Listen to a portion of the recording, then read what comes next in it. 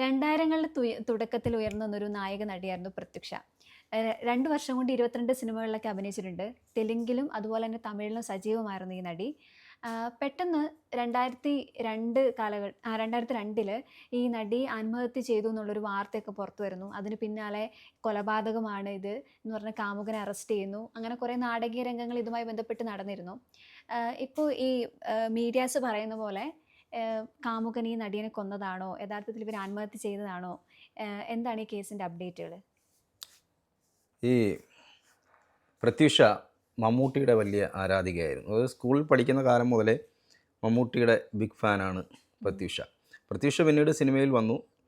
പറഞ്ഞതുപോലെ ദിവ്യഭാരതിയെപ്പോലെ കത്തി നിൽക്കുന്ന സമയത്താണ് നമ്മളാണ് ദിവ്യഭാരതിയുടെ കഥ പറഞ്ഞ നമ്മളാണത്. അപ്പോൾ കത്തി നിൽക്കുന്ന സമയത്താണ് പ്രത്യുഷയുടെ മരണം.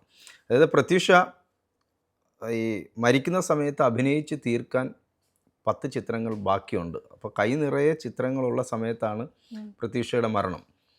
മമ്മൂട്ടിയുടെ ആനന്ദം എന്ന് പറയുന്ന സിനിമ റിലീസ് ചെയ്യുന്നു. അപ്പോൾ ആ ആനന്ദം റിലീസ് ചെയ്യുന്ന സമയത്തൊക്കെ പ്രതീക്ഷ തമിഴിലെ വലിയ നടിയാണ്. ആനന്ദം റിലീസ് ചെയ്തു. അവർക്ക് മലയാളത്തിൽ അഭിനയിക്കണം എന്നും വലിയ താല്പര്യം ഉണ്ടായിരുന്നു.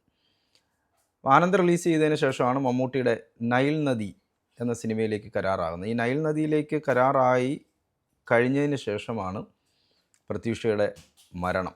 അതായത് പ്രതീക്ഷയ്ക്ക് മമ്മൂട്ടിയുടെ നായികയായി അഭിനയിക്കാൻ പറ്റിയില്ല. അതിനു മുമ്പ് തന്നെ പ്രതീക്ഷ മരിച്ചു. പ്രതീക്ഷയെ തമിഴിൽ പുന്നഗൈ നടി എന്നാണ് വിളിച്ചിരുന്നത്. പുന്നഗൈ നടി. 22 സിനിമകളാണ് 2 വർഷം കൊണ്ട്. വളരെ നമ്മൾ പല നടികളുടെയും കാര്യം പറഞ്ഞ പോലെ വളരെ ചുരുക്കം വർഷം മാത്രമേ സിനിമയിലുണ്ടായിരുന്നുള്ളൂ. തെലുങ്കിലും തമിഴിലും അതുപോലെ ദക്ഷിണേന്ത്യ മുഴുവൻ ശ്രദ്ധിക്കപ്പെട്ട വളരെ ശ്രദ്ധേയമായ ഒരു നടി. മരണം കൊണ്ട് ആളുകൾ ഇപ്പോഴും ചർച്ച ചെയ്യപ്പെടുന്ന നടി.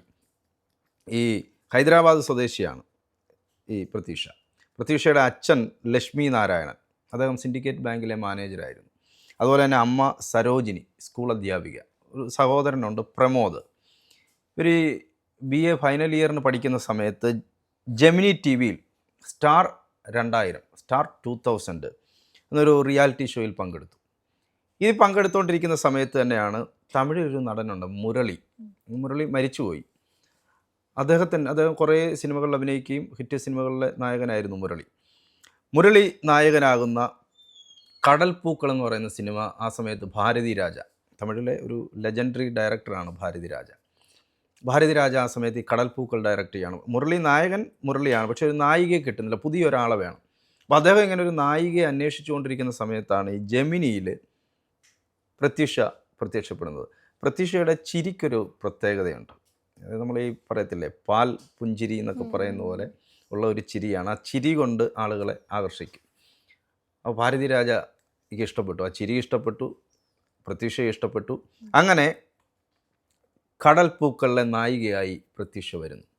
പ്രതീക്ഷ നായികയായി കടൽ പൂക്കളിൽ അഭിനയിച്ചുകൊണ്ടിരിക്കുന്ന സമയത്ത് തന്നെ ഗോസിപ്പ് കോളങ്ങളിൽ നിറഞ്ഞു. ഇന്നത്തെ പോലെ സോഷ്യൽ മീഡിയ ഉള്ള കാലമല്ല. അന്ന് സിനിമാ വാരികകളാണുള്ളത്. ഈ വാരിക വിറ്റുപോകണമെങ്കിൽ അതിനകത്ത് ഏതെങ്കിലും നടിയെ ചേർത്തും നടനെ ചേർത്തും എന്തെങ്കിലുമൊക്കെ ഗോസിപ്പുകൾ എഴുതണം. അങ്ങനെ എഴുതുമ്പോഴാണ് ആളുകൾ വായിക്കുക. അങ്ങനെ പ്രത്യക്ഷയും മുരളിയും ചേർത്തിട്ട് ഗോസിപ്പുകൾ ഇറങ്ങുന്നു. അവർ പ്രണയമാണെന്ന് എഴുതുന്നു. വേറൊരു വാരിക എഴുതി അവർ ഉടൻ തന്നെ വിവാഹം കഴിക്കാൻ പോവുകയാണെന്ന് പറഞ്ഞു. എന്തായാലും ഈ കടൽപ്പൂക്കളിൽ അഭിനയിച്ചുകൊണ്ടിരിക്കുന്ന സമയത്ത് തന്നെ ഈ മുരളിക്കൊപ്പം മനു നീതി എന്ന് പറയുന്ന ഒരു സിനിമയിലും കരാറായി. ഈ കടൽപ്പൂക്കൾക്ക് നാഷണൽ അവാർഡ് കിട്ടി. പ്രതീക്ഷയെക്കുറിച്ച് ജൂറി എടുത്തു പറഞ്ഞു. അതോടുകൂടി പ്രതീക്ഷയുടെ കാലം തെളിഞ്ഞു. കാരണം പ്രതീക്ഷ കൈ നിറയെ ഓഫറുകളാണ് പിന്നെ പ്രതീക്ഷയ്ക്ക് വരുന്നത്. പ്രതീക്ഷ തിരക്കുള്ള നടിയായി മാറി. പ്രഭു വലിയ താരമായി നിൽക്കുകയാണ്. ശിവാജി ഗണേശൻ്റെ മകൻ പ്രഭുവിനൊപ്പം അഭിനയിക്കുന്നു. സത്യരാജ് സൂപ്പർ സ്റ്റാറാണ്. സത്യരാജിനൊപ്പം വിജയകാന്ത് സൂപ്പർ സ്റ്റാറാണ്. വിജയകാന്തിനൊപ്പം അഭിനയിക്കുന്നു. രാമരാജിനൊപ്പം അഭിനയിക്കുന്നു. ഇങ്ങനെ തമിഴിലെ പ്രമുഖരായിട്ടുള്ള എല്ലാ വ്യക്തികളുമായും പ്രതീക്ഷ അഭിനയിക്കുന്നു. അങ്ങനെ അഭിനയിക്കുമ്പോഴാണ് പ്രതീക്ഷയ്ക്ക് ആഗ്രഹം, ഞാൻ ആദ്യം പറഞ്ഞ മമ്മൂട്ടിക്കൊപ്പം അഭിനയിക്കണം. മമ്മൂട്ടിയുടെ ആനന്ദം സിനിമ റിലീസ് ചെയ്യുന്ന സമയത്ത് പറഞ്ഞല്ലോ, തമിഴിലെ തിളങ്ങി നിൽക്കുന്ന നായികയാണ്. ആദ്യ ദിവസം തന്നെ ആ സിനിമ കണ്ടു. അപ്പോൾ അത് വലിയ വാർത്തയായി. ആദ്യ ദിവസം തന്നെ ഒരു നടി വന്ന് കാണുന്നു, അത് വലിയ വാർത്തയായിരുന്നു. അങ്ങനെയാണ് ഈ നൈൽ നദിയിലേക്ക് പ്രതീക്ഷ കരാറാകപ്പെടുന്നത്. ആദ്യ ദിവസം കണ്ടതുകൊണ്ടാണെന്നല്ല എൻ്റെ അർത്ഥം. എന്തായാലും അവർ പിന്നെ പ്രത്യൂഷയെ തന്നെ അഭിനയിപ്പിക്കണം, നായികയാക്കണം എന്ന് വിചാരിച്ചിട്ടുണ്ടാവും. അങ്ങനെയാണ് 2002 ഈ നൈൽ നദിയുടെ ഷൂട്ടിംഗ് ആരംഭിക്കാനിരിക്കുമ്പോഴാണ് പ്രത്യൂഷ ആത്മഹത്യ ചെയ്തു എന്ന ഞെട്ടിക്കുന്ന വാർത്തയെത്തുന്നത്. അത് ആ സമയത്ത് 6 സിനിമകൾ, പ്രത്യൂഷ അഭിനയിച്ച 6 സിനിമകൾ അണിയറയിൽ ഒരുങ്ങിക്കൊണ്ടിരിക്കുകയാണ്. 6 സിനിമകൾ അഭിനയിച്ചു, 10 സിനിമകൾ ഇനി ചെയ്യാൻ കരാറായി നിൽക്കുന്നു. 6 സിനിമ അണിയറയിൽ ഒരുങ്ങുന്നു. ആ സമയത്താണ് ഇവരുടെ മരണം. ഇവർ തമിഴിൽ തിരക്കുള്ള നായികയായിരുന്നെങ്കിൽ തമിഴിലെ സിനിമാ പ്രവർത്തകരുമായിട്ടൊന്നും വലിയ ബന്ധം ഉണ്ടായിരുന്നില്ല. ഇവിടെ വരുന്നു, അഭിനയിക്കുന്നു, തിരികെ നേരെ ഹൈദരാബാദിലേക്ക് പോകുന്നു. അപ്പോൾ ഹൈദരാബാദുമായിട്ടുള്ള ഒരു അടുപ്പമാണ്. ഇവിടെ വലിയ അടുപ്പവും ബന്ധവും ഉണ്ടായിരുന്നില്ല. അതുകൊണ്ട് തന്നെ ഈ എങ്ങനെയാണ് പ്രത്യൂഷ മരിച്ചത് എന്നുള്ളതിനെക്കുറിച്ചുള്ള വിവരങ്ങളൊക്കെ പിന്നീടാണ് അറിയുന്നത്. ഈ പ്രത്യൂഷയ്ക്ക് വിദ്യാർത്ഥിയായിരിക്കുന്ന സമയത്ത് തന്നെ സിദ്ധാർത്ഥ റെഡ്ഡി, അദ്ദേഹം വലിയ കോടീശ്വരനാണ്, വലിയ സമ്പത്തുള്ള കുടുംബത്തിലെ പയ്യനാണ് സിദ്ധാർത്ഥ റെഡ്ഡി. ഈ സിദ്ധാർത്ഥ റെഡ്ഡിയുമായി പ്രണയത്തിലായിരുന്നു പ്രത്യൂഷ. പ്രണയത്തിലായിരിക്കുന്ന സമയത്ത് തന്നെ സിദ്ധാർത്ഥ റെഡ്ഡിയുടെ വീട്ടുകാർക്ക് ആ പ്രണയത്തിനോട് താല്പര്യം ഉണ്ടായിരുന്നില്ല. അവർ എക്കാലവും അതിനെ എതിർത്തു. നടിയായി കഴിഞ്ഞതിന് ശേഷം യാതൊരു കാരണവശാലും പിന്നെ ഈ ബന്ധം അവർ അംഗീകരിക്കാൻ തയ്യാറാകുന്നില്ല. അപ്പോഴാണ് എതിർപ്പ് കൂടി ഇങ്ങനെ നിൽക്കുന്ന സമയത്താണ് ഈ സിദ്ധാർത്ഥ റെഡ്ഡിക്കൊപ്പം സെക്കന്ദരാബാദിലെ ഒരു സ്റ്റാർ ഹോട്ടലിൻ്റെ കാർ പോർച്ചിൽ അവിടെ എത്തുന്നു. ആ കാർ പോർച്ചിൽ വെച്ച്, കാർ പാർക്കിങ്ങിൽ വെച്ചിട്ട് സിദ്ധാർത്ഥിനൊപ്പം പ്രത്യൂഷ വിഷം കഴിക്കുന്നു. സിദ്ധാർത്ഥ് അത്ഭുതകരമായി രക്ഷപ്പെട്ടു, പ്രത്യൂഷ മരണപ്പെട്ടു. അങ്ങനെയാണ് ഈ മരണത്തെക്കുറിച്ച് പുറം ലോകം അറിയുന്നത്. പക്ഷേ പ്രത്യൂഷയുടെ അമ്മ, പിന്നീട് ഇത് കേസായി. ആ കേസിൽ ഈ സിദ്ധാർത്ഥിനെ ആത്മഹത്യാ പ്രേരണാ കുറ്റത്തിന് 5 വർഷം ശിക്ഷിച്ചു. 5 വർഷം ശിക്ഷിച്ചെങ്കിലും പിന്നീട് ഇയാൾ ജാമ്യം കിട്ടി പുറത്തിറങ്ങി. പിന്നീട് ഹൈക്കോടതിയിലേക്ക് പോയി. ഹൈക്കോടതി 5 വർഷം എന്നുള്ളത് 2 വർഷമായി തടവ് ശിക്ഷ കുറച്ചു കൊടുത്തു. പക്ഷേ അപ്പോഴും അന്തരീക്ഷത്തിൽ, അതായത് പ്രത്യൂഷയുടെ അമ്മ പറഞ്ഞു തൻ്റെ മകൾ ഒരിക്കലും ആത്മഹത്യ ചെയ്യില്ല. കാരണം സിനിമാ ജീവിതത്തിൽ തൻ്റെ മകൾ സംതൃപ്തയായിരുന്നു. അങ്ങനെ ഒരു ആൾ ഒരു കാരണവശാലും ആത്മഹത്യ ചെയ്യില്ല. സിദ്ധാർത്ഥ് കൊന്നതാണ്.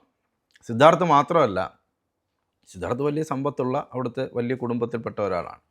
സിദ്ധാർത്ഥ് മാത്രമല്ല, സിദ്ധാർത്ഥിനൊപ്പം ഈ സമൂഹത്തിലെ ഉന്നത വ്യക്തികൾ, അതായത് ബലാത്സംഗം ചെയ്ത് കൊന്നു എന്നാണ് അമ്മയുടെ ആരോപണം. അമ്മയുടെ ആരോപണം ശരിവെക്കുന്ന, കൂട്ടമാനഭംഗത്തിനിരയായി എന്ന് ഈ ആരോപണം ശരിവെക്കുന്ന രീതിയിൽ ഫോറൻസിക് വിദഗ്ധൻ മുനിസ്വാമി അദ്ദേഹം പറഞ്ഞത്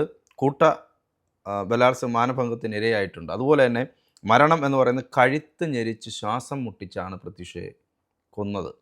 അപ്പോൾ വലിയ വാർത്തയാകുന്നു, പ്രതിഷേധങ്ങളുണ്ടാകുന്നു. അപ്പോൾ കോടതി CBI അന്വേഷണത്തിന് ചുമതലപ്പെടുത്തി. CBI അന്വേഷിച്ചു. CBIയുടെ അന്വേഷണത്തിൽ പക്ഷേ ഈ മുനിസ്വാമിയുടെ മുഴുവൻ നിഗമനങ്ങളും CBI തള്ളിക്കളഞ്ഞു.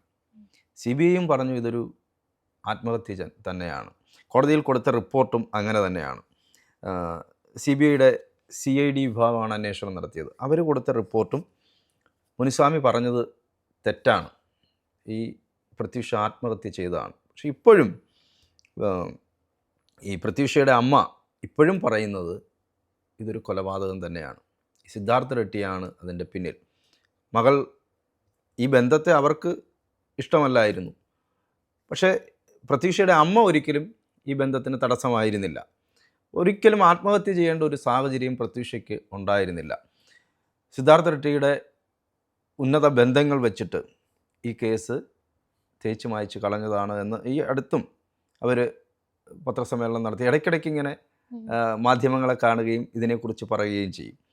അപ്പോൾ ആ മരണത്തിൽ ഇപ്പോഴും ദുരൂഹതയുണ്ട്. പലപ്പോഴും നമ്മുടെ സെലിബ്രിറ്റീസ് ആയിട്ടുള്ള നടിമാർ, അകാലത്തിൽ മരണപ്പെട്ടു പോയിട്ടുള്ള നടിമാരുടെ മരണങ്ങളിൽ, നമ്മൾ ചിലപ്പോൾ ആത്മഹത്യയാണെന്ന് വിചാരിക്കുന്ന മരണങ്ങളിൽ പോലും ഇങ്ങനെ ദുരൂഹതകളുണ്ട്. ആ ദുരൂഹതകൾ തെളിയിക്കപ്പെടാതെ പോകുന്നു എന്നുള്ളതാണ് ഏറ്റവും നിർഭാഗ്യകരമായിട്ടുള്ള കാര്യം. സംശയങ്ങൾ മാത്രമേ ഉള്ളൂ, ആരോപണങ്ങൾ മാത്രമേ ഉള്ളൂ. ഈ ആരോപണങ്ങളും സംശയങ്ങളും ഒന്നും ഒരിക്കലും അന്വേഷണ സംഘത്തിന് കണ്ടെത്താൻ കഴിയുന്നില്ല. എന്താണ് സംഭവിച്ചത്, യഥാർത്ഥത്തിൽ എന്താണ് സംഭവിച്ചത് എന്നുള്ളത് ആർക്കും വ്യക്തതയില്ലാത്ത തരത്തിൽ അവർ തിരശ്ശീലയിൽ ഇപ്പോഴും നമ്മളവരെ കാണുന്നു. പക്ഷേ അവരുടെ മരണത്തിനൊരു ഉത്തരം എന്താണ് സംഭവിച്ചതെന്ന് അറിയാൻ പറ്റാതെ പോകുന്നു. ഇപ്പോൾ ഈ ദുരൂഹമായ മരണമാണ് ഇപ്പോഴും അവർ വിശ്വസിക്കുന്നത്. ഈ മുനിസ്വാമി ഉൾപ്പെടെയുള്ള ആൾ ഒരു ഫോറൻസിക് വിദഗ്ധനാണ് അദ്ദേഹം. ഫോറൻസിക് വിദഗ്ധന് ഒരു കാരണവശാലും അങ്ങനെ ഒരു കള്ളം പറയേണ്ട ആവശ്യമില്ല. അപ്പോൾ അദ്ദേഹത്തിൻ്റെ അഭിപ്രായത്തിൽ കൂട്ടമാനഭംഗത്തിനിരയായി കൊല്ലപ്പെട്ടു എന്നുള്ളതാണ്. പക്ഷേ അന്വേഷണ സംഘം CBI അത് തള്ളിക്കളഞ്ഞാണ് കോടതിയിൽ റിപ്പോർട്ട് കൊടുക്കുകയും ചെയ്തിട്ടുള്ളത്. അതാണ് പ്രത്യുഷയുടെ, മമ്മൂട്ടിയുടെ നായികയാകാൻ ആഗ്രഹിച്ച പ്രത്യുഷ, നായികയായി കരാറ് ഒപ്പിട്ട പ്രത്യുഷ. പക്ഷേ മമ്മൂട്ടിയുടെ വലിയ ഫാനായ പ്രത്യുഷ കുട്ടിക്കാലം മുതലേ മമ്മൂട്ടിയുടെ വലിയ ഫാനാണ്. പക്ഷേ മമ്മൂട്ടിയോടൊപ്പം ഷൂട്ടിംഗ് തുടങ്ങാനിരിക്കും, മമ്മൂട്ടിയോടൊപ്പം അഭിനയിക്കാൻ കഴിയാതെ പോയ മരണത്തെ പുൽകിയ പ്രത്യുഷ. ശരി.